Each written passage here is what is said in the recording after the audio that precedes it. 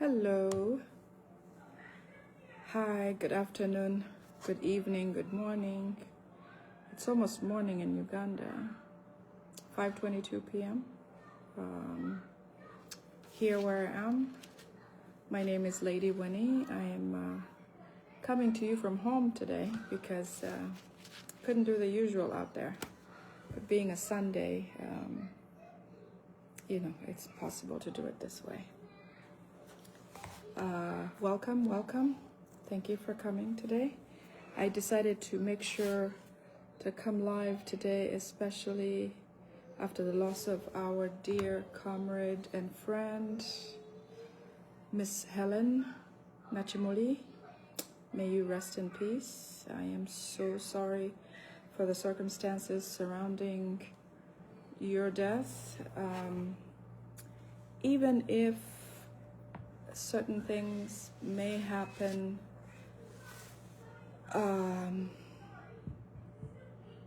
they call it fate.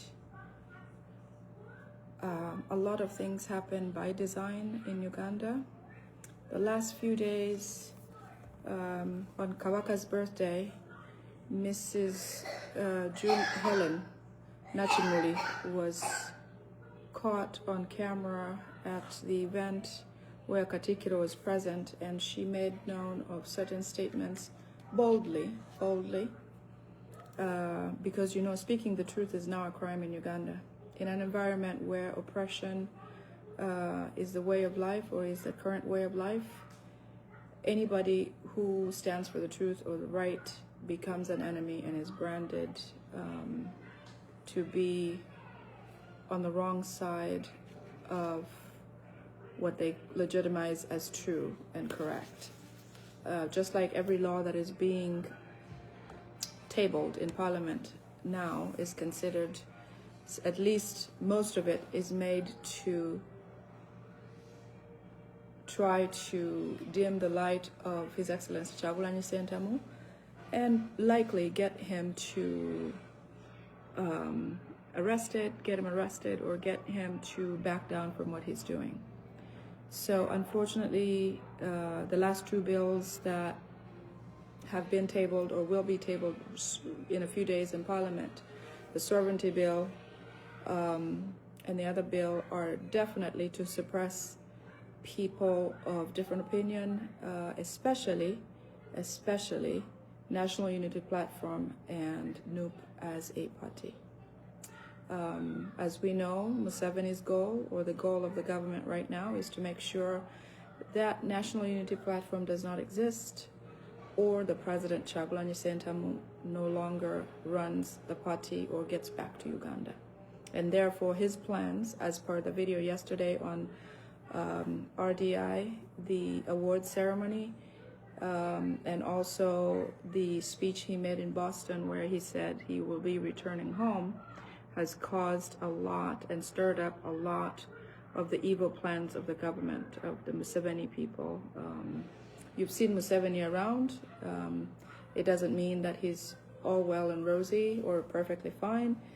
As a human being, he has aged and also is definitely slowing down. Okay? So the plans are majorly to get Muhoozi to become the next president of Uganda. In fact, they think that after swearing in, they will have,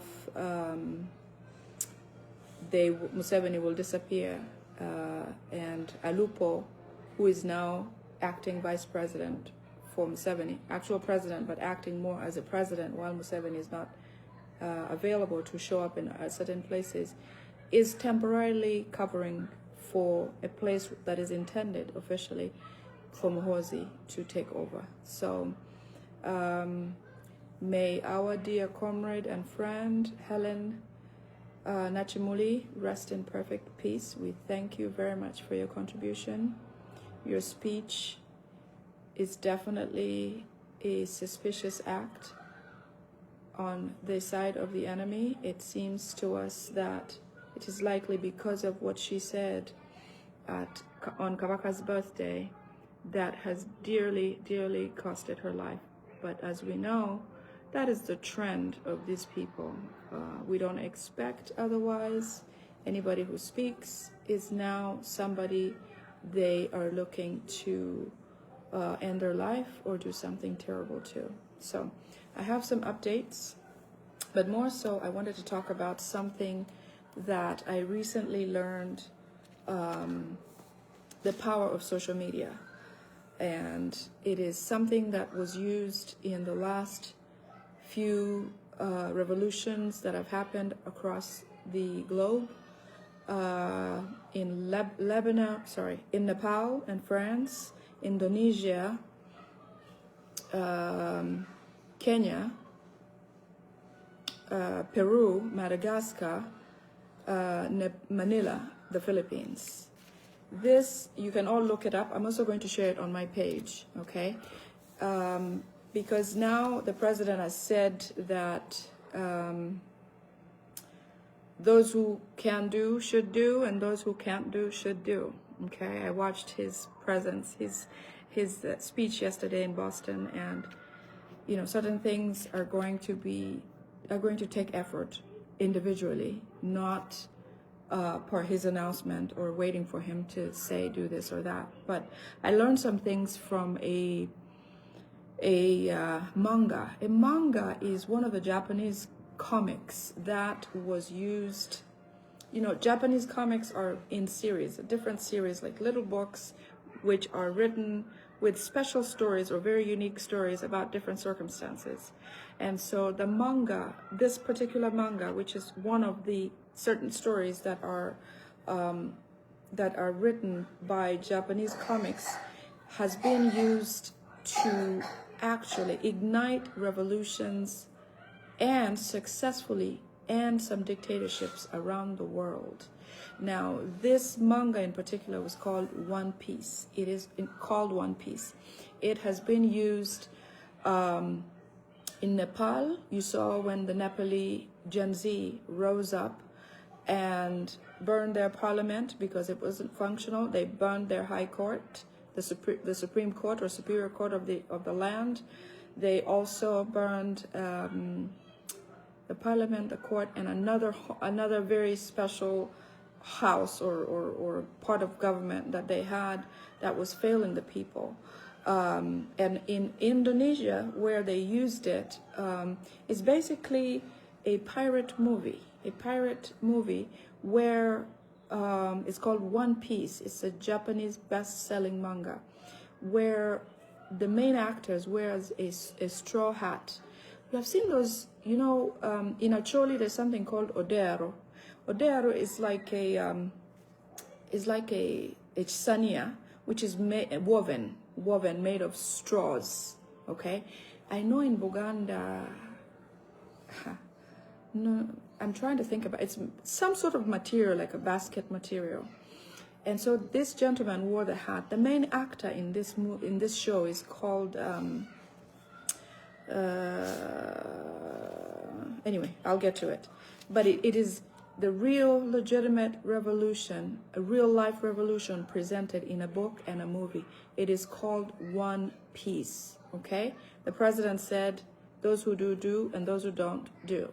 So, whatever you can, wherever you are, do whatever you can with what you have, okay? So, this is something that we can all look up. It's online.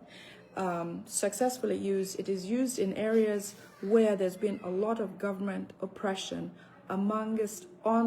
especially the newer generation, the Gen Zs, who had, you know, corrupt governments, poor quality of life, inability to dream, severe oppression of natives or natives of the land, and so it's known today as the symbol of legitimate real life. It is a flag. You see how Museveni doesn't want us to carry the Uganda flag anywhere in Kampala. In fact, if you carried it, you know, people were arrested, other people have been killed and all of that. So this symbol of this flag became a symbol for Gen Z to communicate amongst themselves, to share that we are here, we're with you, we're in this together, so to speak. So when you saw the flag with somebody else, you knew there was an ally there. And so in Indonesia, where this started, that was in 2005. It started because the truck drivers who started actually posting or hosting the flag on the trucks, they were being oppressed by the government by, they were putting a law into place where they had to reduce the load of things they can carry, or the truckload they can carry of certain items, which means they would have less income. They spent a lot on fuel, but they wouldn't make ends meet like they used to. So the same thing that's happening in Uganda, the same oppression by powers that be. So the main actor or character is called Monkey D. Doofy. Monkey D. Doofy, okay? It's called, so he becomes the main character of the revolution. In the movie, he stands up to every power that is. This is a life that is on a boat by pirates trying to look for a treasure.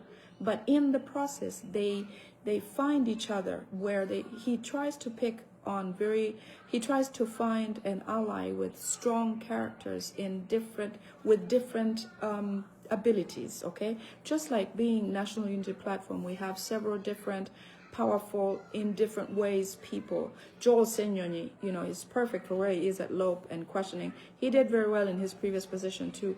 Mr. Waiswa Mufumbiro, great speaker. No wonder he's the speaker of the party.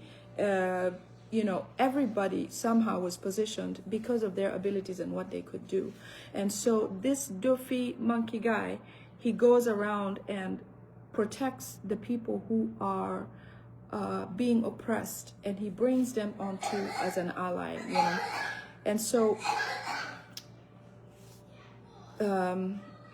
so he stands up to power. There were people, they had certain governments that were very strong, just like this one that we have now, that oppressed people, and they were, they did everything they could. They spent everything on themselves. They didn't care about the person on the ground. And so this gentleman, Monkey D. Luffy, became sort of a symbol, and he didn't care what he had or what he had to lose, but his goal was to get people to be fairly treated and not oppressed, and discontinue the oppression by the powerful. He had himself, like we have our Excellency Chagulanyi Sentamu, the powers that he's recognized in different places. He's received, and different doors are open for him. But while he's doing that, he's allying with the right people to also meet, the other ends of the revolution as needed. And he didn't care about societal pressure. So society pressure is like, His Excellency saying, I'm going to be all in. Like right now, his home is destroyed. All of his wealth is frozen. His land titles are taken. Whatever would be a comfort of his life, he's given up. And that's the essence of that gentleman in the movie. And so the celestial dragons, they have some dragons in the movie as well, which represent the royalties and these royalties in symbolism to what we have now is how the Musevenis are trying to live, trying to seem as though they are better than Ugandans, and that we must, obey them, and we must live under them as their slaves. So this movie typically was something almost like set in Uganda, the same lifestyle we have, but in a revolution like we are right now. But they had a symbol that united all of them, and having that flag meant that they had whoever else supported that flag behind them. Okay, it was to stir up chaotic good. And so when the Nepali youth rose up, you remember, Nepal recently got rid of a dictator and a family monarchy type cabal that was existing in the country. They got rid of that by using the one piece flag, which successfully got them into a successful end of a revolution. So several countries have so far used it. It's all over the world, okay? So when they talk of social media ban, at the time when Indonesia started to use this flag, the president named it a treasonous act to carry the flag. And in fact, they ended up banning it. and calling it a terrorist act to actually own and have the flag. So what we are going through in similarity is what I want to say is that we are doing the right thing and we are in the right place at the right time. So I will interject other similarities that we have now as we go along. Okay? So some of the real life revolutions are the things that His Excellency is going through. Protesters in Nepal, they burned their own parliament, as you remember, because it wasn't functioning for them. Our parliament in Uganda now serves Museveni. It is the reason why after Kyakoze, the NRM were all dished out 100 million each, so that they feel comfortable to pass on the next bills, which is the land bill, and then the sovereignty bill, and then the social media bill that just came out also recently. So in essence, it is possible that our revolution absolutely can and will succeed as long as we band together and not worry about what our personal losses are, because there's not much to lose anyway, because they're coming at us, they're coming at people. All the houses that are being broken down right now are houses that belong to, a lot of them belong to actually the poor, the part of Uganda that builds Uganda. And so it is not fair that we all sit on and watch, because when the foot soldiers, or the start of National Unity Platform, when His Excellency started speaking about the things that are going on, and the suffering, and the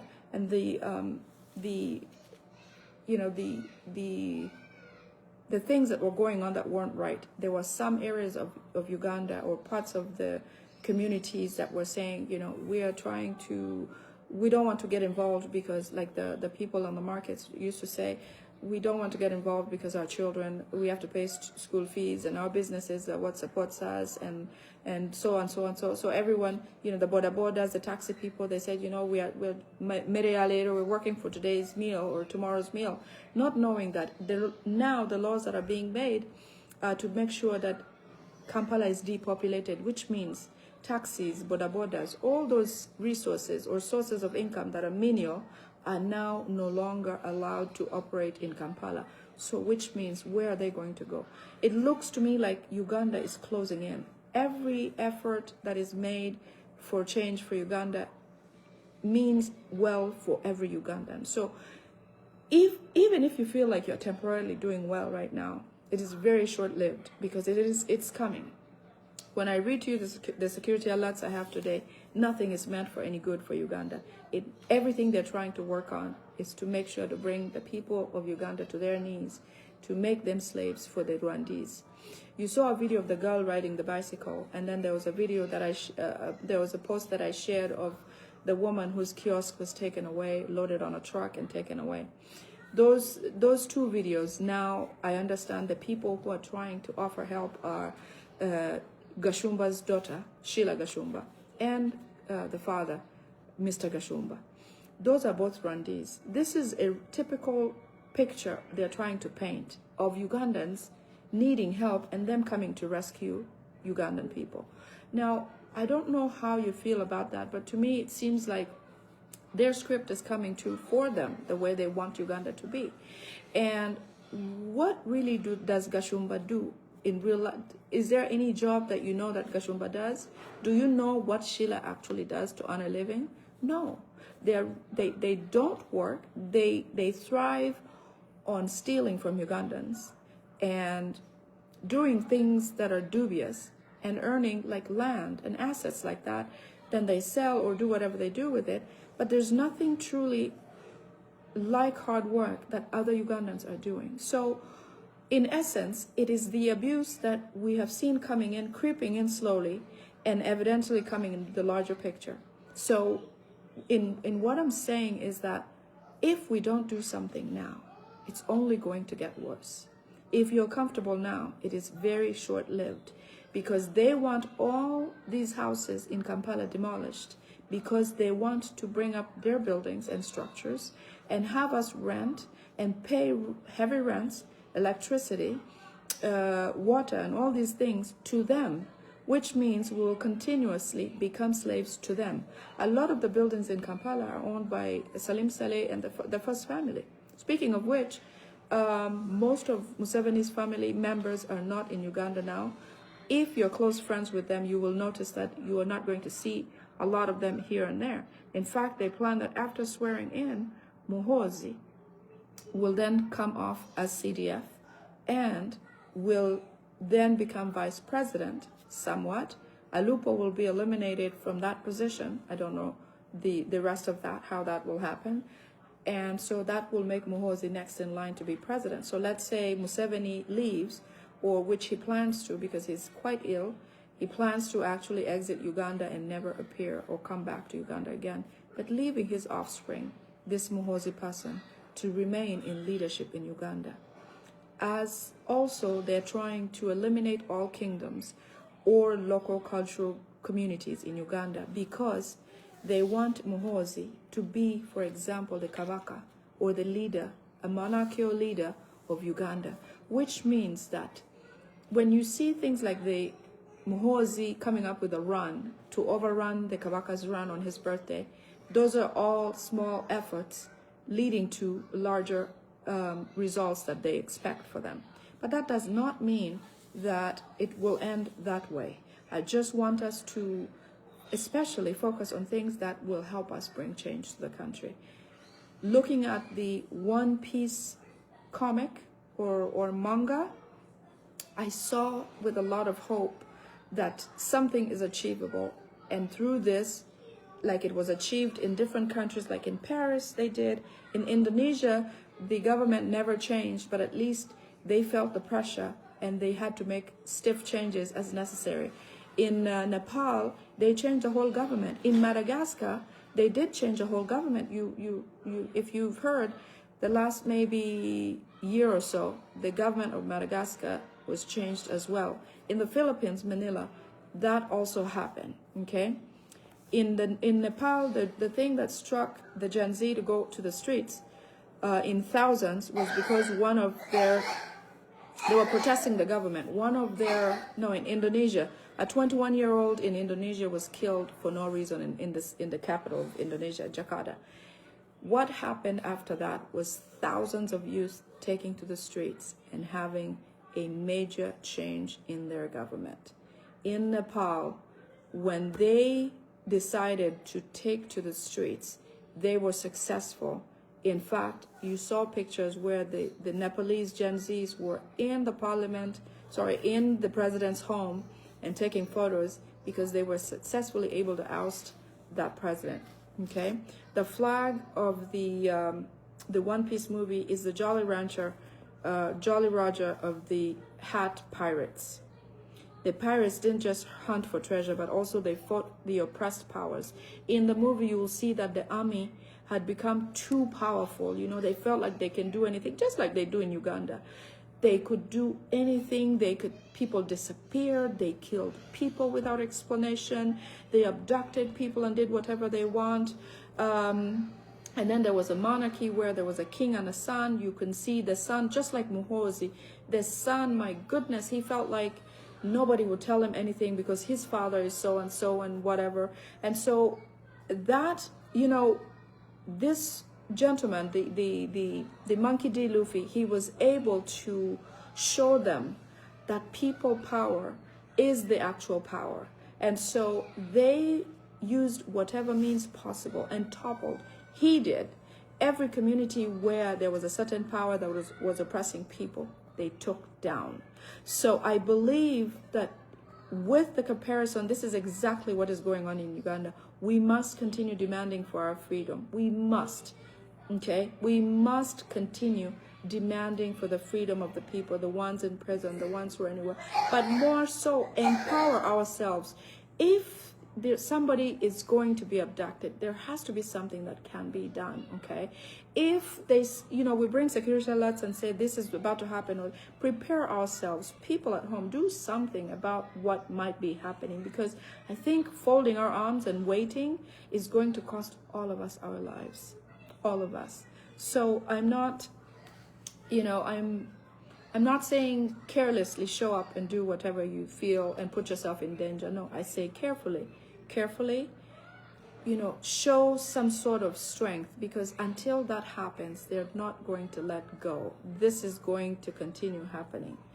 In the protests all over the world where this flag was used, they symbolize the same qualities of activity or what they were looking to be or looking to get out of the different areas where it was used. So Gen Z have successfully, and which is most of the population of Uganda, the younger generation, were able to do that and more, but more so bring about a change in our country. Okay, the flag is a reminder that no dream is too absurd, no fight is too small. So in whatever you do, whatever you can, it is worth it. So don't underestimate your efforts. It may be small, it may be in a community where you are, where you work. Use whatever you can, wherever you are. Resist, okay? Report, record, share, so that everyone is collectively working, because right now they're afraid. They're actually scared, especially with the president saying that he is coming back. Yesterday he mentioned it very clearly, and even at the RDI event he mentioned very clearly that he's coming back. So Muhoozi and Salim Saleh are extremely shaken by that fact, because in their hopes they felt that if once His Excellency is out of the country, they are now able to make sure. Messi, no, don't stay in the video. My son's here. Have a seat, baby. They want to make sure that they take charge and not have him come back. But the president is coming back, and so we will make sure to update you with every step of the way that the stuff that they're planning. Okay? In Indonesia, let's see, the reasons for the protests was because of the gaps between the rich and the poor, which is clearly happening in Uganda. You know, they think that they should only exist as rich people in the country and poor people should not exist. That is why they're breaking all those buildings and destroying businesses for the young, the Ugandans who are not of wealthy class. Obviously, there are those who are the rich ones who don't think that this is going to get to them.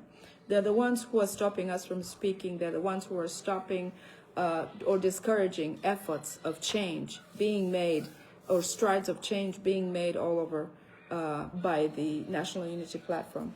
But in essence, they're in waiting. They're in line to get attacked. I understand in one of my security alerts, they're saying that Muhoozi and the Salim Salehs are saying, well, we did not give them orders to go and demolish those homes. So if you know or have an attorney or a lawyer for somebody who actually had their house broken or their business broken, they actually have the opportunity to sue, because the Muhoozis say, well, we did not send them, or there was no documentation presented for demolitions in certain places. So you can see that this is just a mafia style of doing things without actual orders from court. So if you double check or you know somebody whose building or facility was demolished, you will note that there is no actual order that was given for that demolition to take place. Therefore, it was done in the wrong. But that is how they've been operating. So that means the blame now lies on the person who demolished, not the Muhoozis or not the Salim Salehs. You know, we constantly tell Ugandans who are being sent to do this dirty work that in the end, when it comes to it, when the rubber meets the road, to say that who did what, these people will not be anywhere with their hands stained. You people who are sent to do these things are the ones who are caught in the act. Now, if anybody sues about this, the Muhoozis will not care if you are actually remanded or you're dealt with by law, okay? Because you went by word of mouth to go and demolish a building, which you are supposed to take an order from the court stating that so and so and so and so this is happening. I saw somebody, in fact, somebody I really care about, posted on my page when I posted the picture of the lady with her kiosk being taken away. These are the elites I talk about who are comfortable and doing well and will say certain things that point a finger to or at the actual person who is the victim of a circumstance like that. So he said, according to him, that I should focus on the fact that the kiosk lady who put her kiosk in that place put it right in front of a shop of another person therefore, I should also look to the loss of the person whose kiosk was put in front of, whose shop was the kiosk was put in front of. What I'd like to say to somebody like that, I'm going to respond to this publicly because I am constantly being talked down by somebody or people like these. That kiosk, that shop that he's talking about, he has no idea that the idea behind it, those shops are actually owned by these Rwandese people. It is why they're throwing away the buildings of actual Ugandans and people who are, cannot afford, or even if they can, they are people who legitimately own the land or the property are being destroyed because they want to take over that land by force. So, Mr. Somebody, you know who you are because you did respond to my post. The intention of taking that kiosk away is not because, and this kiosk is only a symbol of several others. I've seen even 4-story buildings being knocked down. That has nothing to do with building in front of somebody else's structure. That kiosk may be just one of several, which they're saying now that they're going to break all of National Unity Platform buildings and the ghetto homes because they believe that that is the area where the president was hidden all this while they were looking for him. So people like you who come and respond to my post, when I post about the victims of such circumstances, it is a matter of time. I know that you're well-to-do and you're comfortable, but we don't have to forget our brothers and sisters who are struggling, because nobody else will speak for somebody like this. Indeed, when her kiosk is taken, nobody knows if she'll recover any item even in there. And the Gashumbas now rise to say, I will help you, what's her contact number? It's just, in essence, the goal that they want to achieve, to make Ugandans their slaves so that they can give us crumbs and we'll live on that. The elites are still comfortable because they have some income or money for now. That's very temporary. Okay, so the other thing was the other reason for the protest was corruption, which you see all over the government. Okay, it is no wonder that all the jobs in the main or larger offices are given to only these Rwandese people. They can literally have a monthly meeting or a weekly meeting in Rwanda. The police is full of them. The immigrations, in fact, they have now put SFCs officially in immigration because with the president coming back, they want to make sure that any entrance he makes into the country, if caught or found, they want to have SFCs in every point of entry. So immigrations, I'm talking the borders, I'm talking the airport, I'm talking other means of getting into Uganda. They want to make sure anybody who sets eyes on the president is going to offer that information immediately, and they've promised him a ton of wealth, money, whatever, a job, just as long as somebody reports, because in their plans, they still think they will eliminate His Excellency Chagulanyi Ssentamu, which is out of this world. But I tell you, these people can dream, okay? They're free to do that. So SFCs have infiltrated every possible higher up or military or security or offices to just be able to share communication right away. I have a document that I'm going to go over and share with you. This was shared by, it's a 48-page document. Once I go through it, I will share most of it. This is a document that is written by a Rwandese sect. There are some Rwandese actually who are also exhausted with the efforts of the Musevenis trying to take over Uganda and subdue Ugandans to make them slaves of theirs. So I have a document. I wish I could make it a book. I may be able to, but it's something to share, something from their hearts and the plans that these people have to make sure that Ugandans do not thrive, do not have jobs, do not have education. In fact, another school bus has agreed, or bus driver has agreed to let students or children burn in a bus. So that's a security alert that I want to interject somehow in here. They're planning to have that done in the next week or so. So I don't know which school yet, but once we do, I will share so that we're aware and we can stop that. Their goal is to cause more atrocities. There will be more fires. There's going to be severe abduction of new National Unity Platform members because because of His Excellency coming back. What the Muhozis and Salim Salehs want is a circumstance where His Excellency Kyagulanyi Ssentamu has no supporters. Like he will walk alone or have no guards or not have any friends with him or not have any members. So all of the National Unity Platform strongholds, like the people, the support team, especially the ones who, you know, make the day-to-day life possible, his secretary, for example, foot soldiers and all of those, there's going to be severe abductions coming up, even worse than what we've seen. So be careful wherever you are, whatever you can do. Like I said, President said, those who can do, and those who can't do. Okay, so let's pay attention to that. Let's focus, stay focused. The other reason why the protests happened was the lack of opportunities, which is very similar to what we have in Uganda. The youth have no means to get anywhere, no matter what you study or what you become. You cannot succeed no matter what. Okay? Even if you have studied, you've seen many people, many youth who have gone through university, some who are doctors, some who have done bioengineering, go into the Middle East to work as housemaids because jobs are only by who's and who knows who's.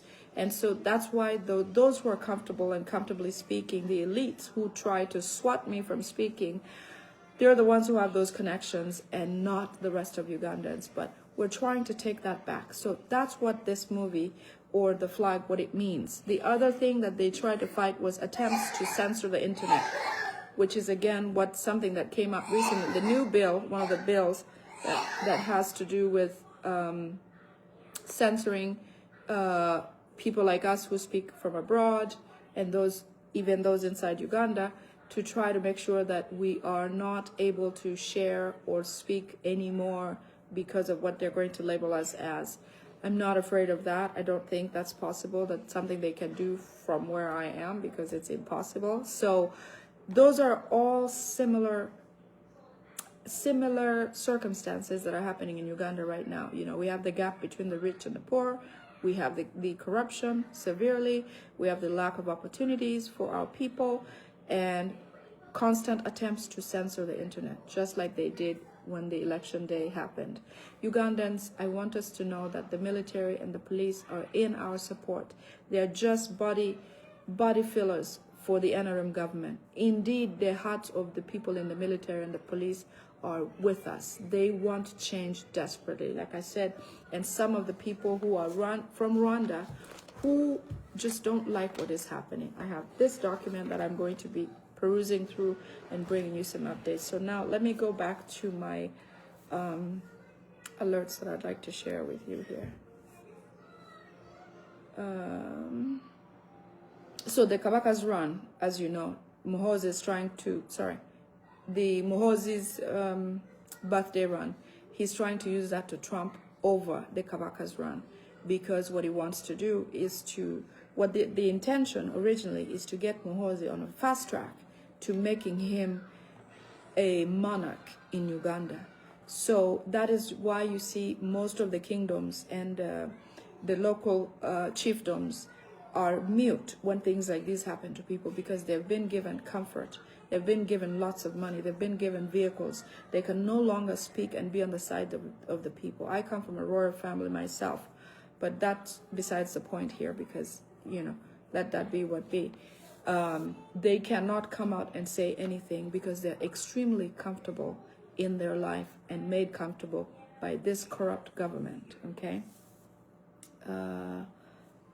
Immigration officers, like I said, are going to be, after being shocked about the president saying that he's coming back, they are going to use SFC in all immigration offices, every entry into Uganda, entry and exit into Uganda. In fact, one of the reasons why Mrs. Chayune, the secretary's, no, His Excellency Kyagulanyi Ssentamu's secretary, the wife of the secretary, was abducted, and after several weeks, of not knowing where she is. In fact, even the courts denied that they had her.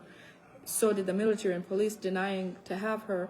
They rushed her into a court and dumped her, and immediately ruled that she has to go to, that she committed a crime of sharing a message that caused some sort of, detriment somewhat. And so she was remanded to actual prison. The wife of the secretary of His Excellency Kyagulanyi Ssentamu. There's really not a crime there, but they forged and foiled some things here and there. But that goes to show you how failed and corrupt the judiciary system is, because after denying having her, seeing her, they rushed to make a ruling on her without even questioning where has she been. Because the right thing to do was to say, who has been holding this woman, bringing them to book and saying, well, why have you been holding her, instead of denying and then perusing through and getting her remanded. The goal is to take all National Unity Platform members into custody somehow. Also, killing as many as possible. I just heard a video of a phone call that was dialed in by a Boda Boda rider in Kampala, who says that Kampala has gone to the dogs. The business of Boda Boda has been taken over by these Rwandese. So when you travel through Kampala and use Boda Bodas, be very careful. There are signs where the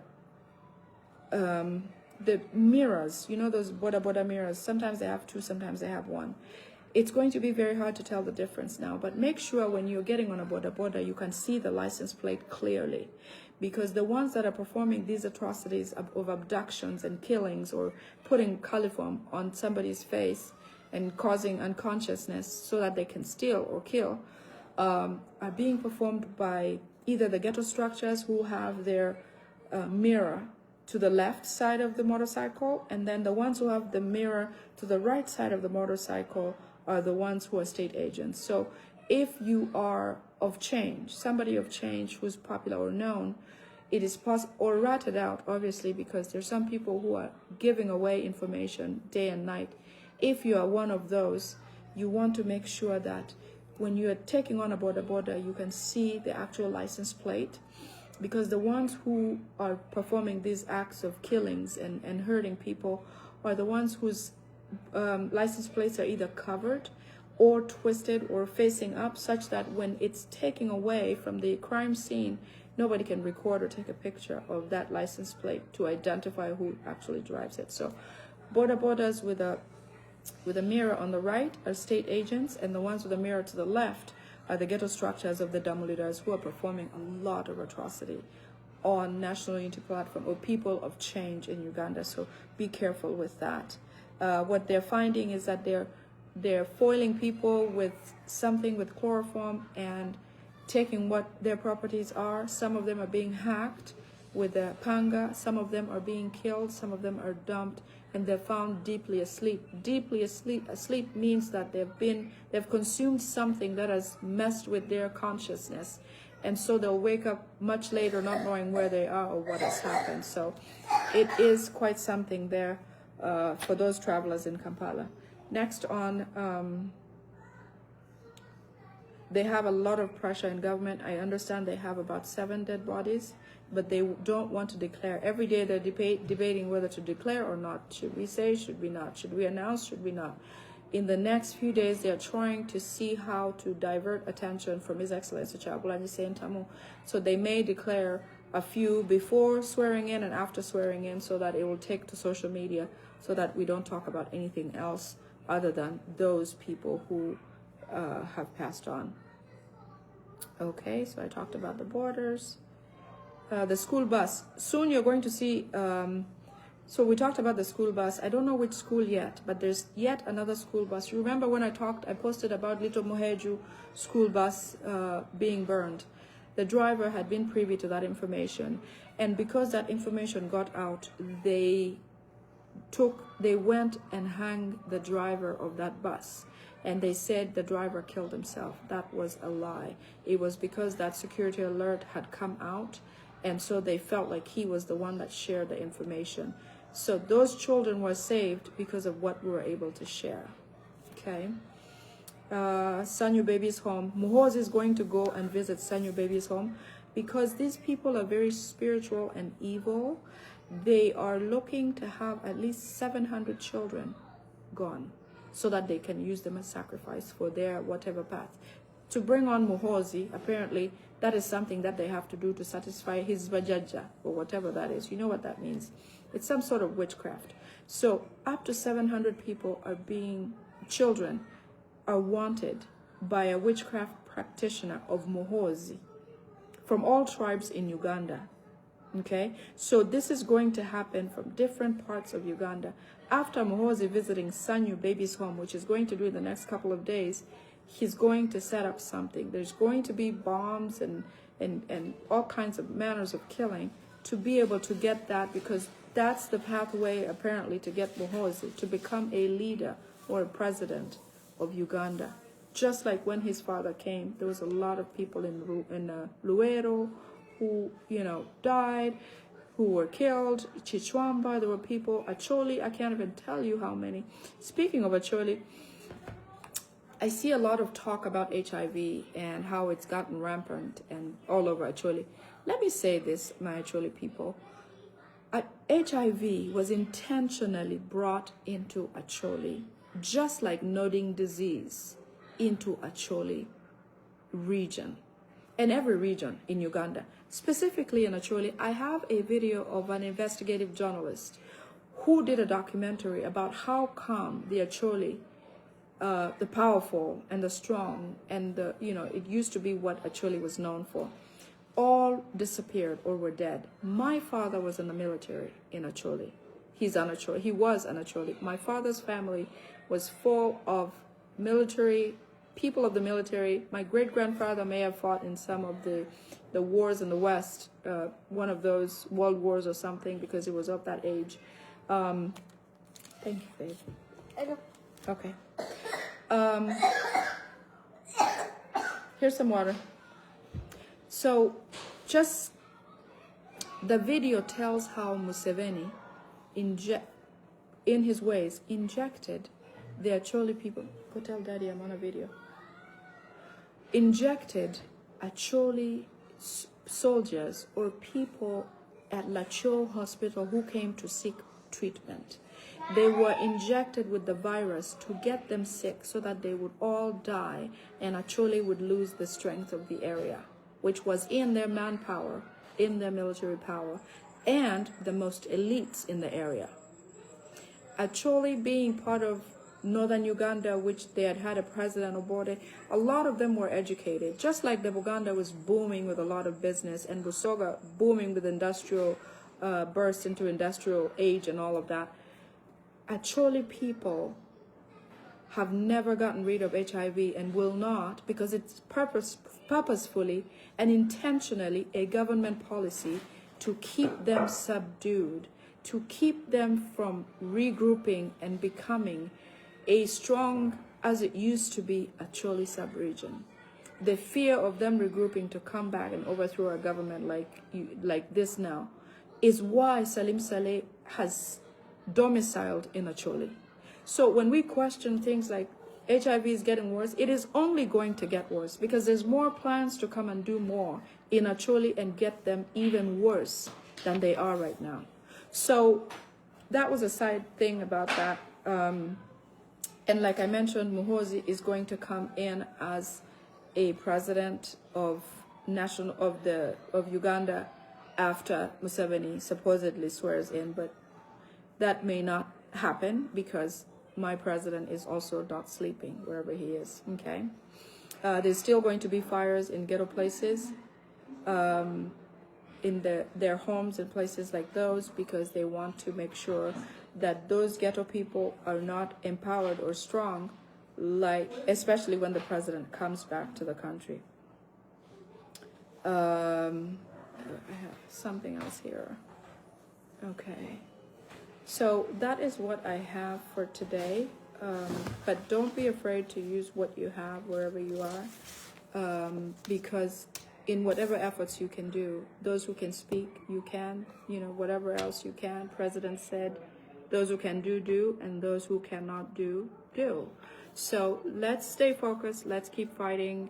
This is definitely where we should be. I want all Ugandans to know that this is where we should be. You know, there's never been a challenger of Museveni like His Excellency Kyagulanyi Ssentamu. Whatever they called him is his past.